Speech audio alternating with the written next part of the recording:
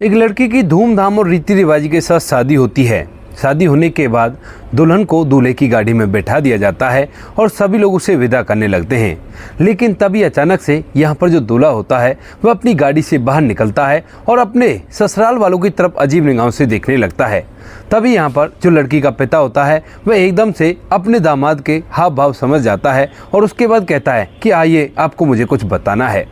यहाँ पर जो दूल्हा होता है वो चुपचाप उनके साथ चला जाता है और अंदर जाकर उसे कुछ ऐसा कहता है लड़की का पिता कि उसके बाद वह लड़का जो होता है वह चुपचाप उस गाड़ी में बैठकर उस लड़की को अपने साथ लेकर चला जाता है।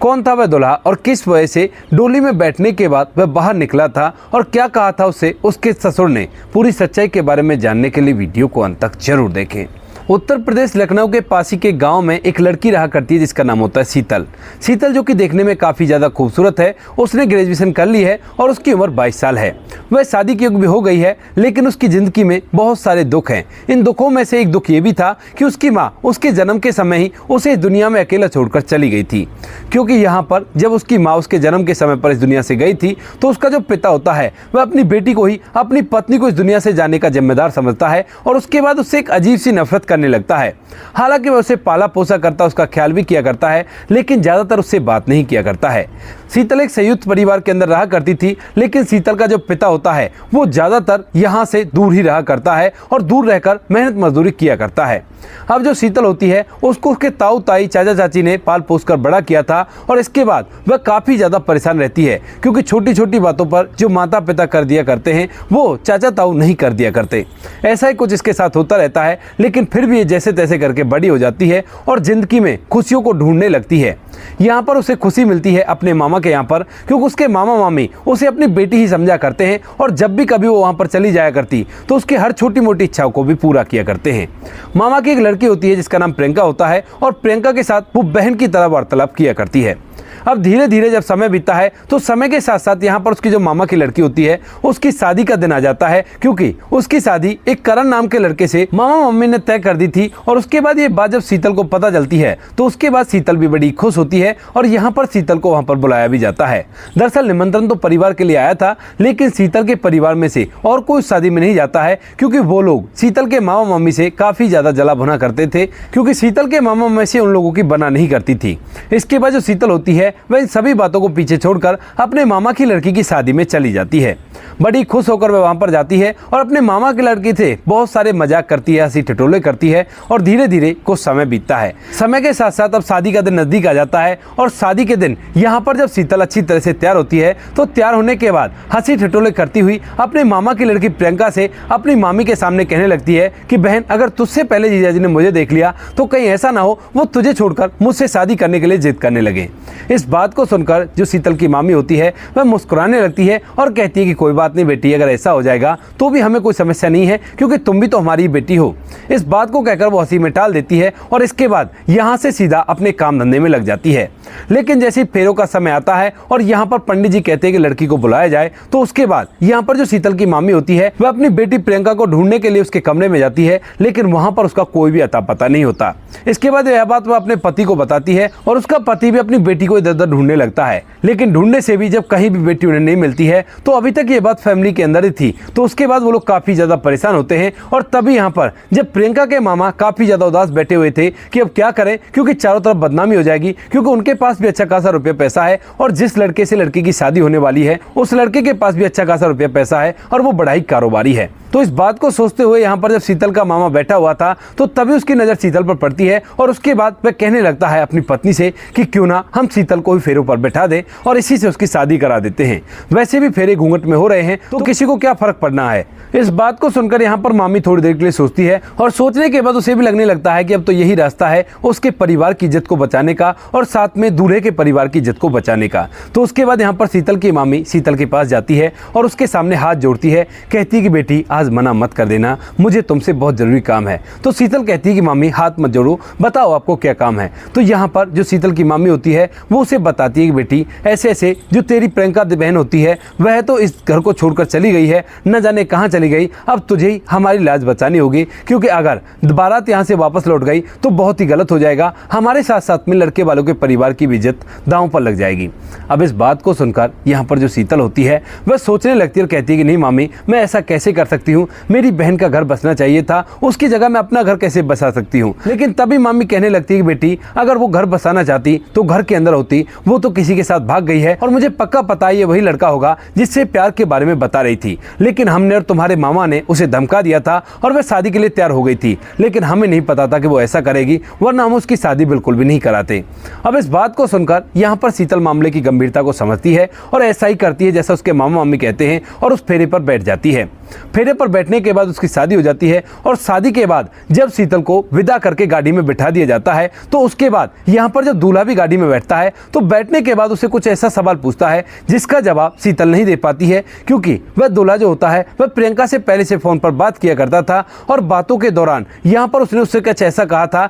कि जब मैं गाड़ी में बैठूंगी ना तो उसके बाद मुझसे तुम ये नहीं कह पाओगे। लेकिन जब उसका जवाब नहीं देती है तो उसके बाद वह उसका घूंघट उठाकर देखने लगता है। जब वह घूंघट उठाकर देखता है तो वह पहचान जाता है कि ये प्रियंका नहीं है, कोई और है, और उसके बाद एकदम से गाड़ी से उतर जाता है। यहाँ पर दूल्हे के चेहरे पर हाव भाव बड़े ही अजीब है और उसके बाद वह लड़की के पिता की तरफ देखने लगता है। लड़की का पिता यानी कि जो शीतल का मामा होता है वह दूल्हे के चेहरे पर ऐसे हाव भाव देखता है तो एकदम से समझ जाता है और उसके बाद दूल्हे को अपने साथ बुलाकर एक बंद कमरे में ले जाता है जहां पर लड़की का पिता, लड़की के माता और लड़की के भाई बहन भी थे। वहां पर जाने के बाद जब दूल्हा कहता है कि ये कौन है और आपने इससे मेरी शादी क्यों करा दी, तो उसके बाद यहाँ पर जो शीतल का मामा होता है वो कहने लगता है कि दरअसल ये हमारी बहन की लड़की है, इसने हमारे और तुम्हारे परिवार की इज्जत बचाई है, तो इसी को स्वीकार करो और चुपचाप इसे अपने साथ ले जाओ, क्योंकि मेरी बेटी इस घर को छोड़कर भाग चुकी है। ऐसा कहते हुए यहाँ पर जो प्रियंका के माता पिता होते हैं वो लोग फूट फूट कर रोने लगते हैं। इधर जो दूल्हा होता है करण, वह भी इस बात को समझता है और सोचता है कि सही कह रहे हैं। यहाँ पर जो करण होता है वह कहता है कि कोई बात नहीं, अगर ऐसी बात है तो मैं भी इसे स्वीकार कर लूंगा, क्योंकि बेइज्जती तो मेरी भी हो जाएगी अगर लड़की के बिना मैं घर चला गया था। इसके बाद यहाँ पर सभी लोग बातों को समझ जाते हैं और करण जो होता है वह अब शीतल को एक्सेप्ट करके उसके साथ ही अपने घर चला जाता है। शीतल जैसे ही करण के घर पर जाती है तो वहां पर अच्छी तरह से उसका वेलकम किया जाता है और ये सब कुछ शीतल के लिए महज एक सपना था, क्योंकि अक्सर जब वो गांव में रहा करती थी तो उसकी पड़ोस की जो सहेलियां होती हैं वो उसे बहुत ज्यादा ताने मारा करती हैं कि तेरी शादी से किसी गरीब घर में होगी, क्योंकि तुम्हारे पिता के पास बिल्कुल भी पैसा नहीं है और जो कुछ भी पैसा वो कमाया करता है उसमें से आधे पैसे को तो वह शराब में ही पी जाया करता है। शीतल इन सभी बातों को सुनते हुए मुस्कुराते हुए बड़ी हुई थी और सोचती है कि जो होगा सो देखा जाएगा। लेकिन आज उसकी जिंदगी पूरी तरह से बदल गई है। वह एक बहुत बड़े आलीशान घर के अंदर राज करने के लिए आई है। यहाँ पर आने के बाद जब परिवार वालों को भी ये बात पता चलती है तो वो लोग भी बहुत बहुत शुक्रिया अदा करते हैं शीतल का और कहते हैं कि बेटी तुमने हमारी लाज रख ली, वरना आज अनर्थ हो जाता, और कोई बात नहीं, तुम इस घर की बहू हो और तुम्हें कैसे भी परेशान होने की जरूरत नहीं है। इसके बाद जो शीतल होती है उस घर में रहने लगती है और धीरे धीरे समय बीतता है। समय के साथ साथ यह बात शीतल के गाँव में भी पता चलती है और जब शीतल के गाँव में ये बात पता चलती है तो लोग हाथ मलते रह जाते हैं, क्योंकि उन्हें यह नहीं था कि शीतल की शादी इतने बड़े घर में हो जाएगी। इधर यहाँ पर जो शीतल के मामा मम्मी होते हैं अब वह उसके घर जाने लगते हैं और उसे अपनी बेटी की तरह रखने लगते हैं, यानी कि कभी कोई ओकेजन हुआ करता तो वहां पर जाया करते, उसको बधाई दिया करते और जैसा भी लड़की को सामान पहुंचाना होता है उस तरह का सामान उसे पहुंचाया करते। सब कुछ अच्छी तरह से चल रहा था। धीरे धीरे जब 2 साल बीतते हैं तो शीतल को एक लड़का भी हो जाता है और उस लड़के को पाकर शीतल अपने आप को बहुत ही ज्यादा भाग्यशाली समझती है। लेकिन तभी इनकी जिंदगी में कुछ ऐसा होता है जिसके बारे में किसी ने भी कल्पना नहीं की होगी। यहाँ पर जो उसके मामा की लड़की प्रियंका होती है, जो कि 2 साल पहले मंडप सजे हुए को छोड़कर चली गई थी, वह एकदम से अपने माता पिता के घर आ जाती है और वहां पर जब माता पिता उसकी हालत देखते हैं तो बड़े हैरान होते हैं, क्योंकि उसके पास जो कपड़े वो बहुत ही ज्यादा गंदे हैं और जगह जगह से फटे पुराने हैं। यहाँ पर जब प्रियंका की हालत वो लोग ऐसा देखते हैं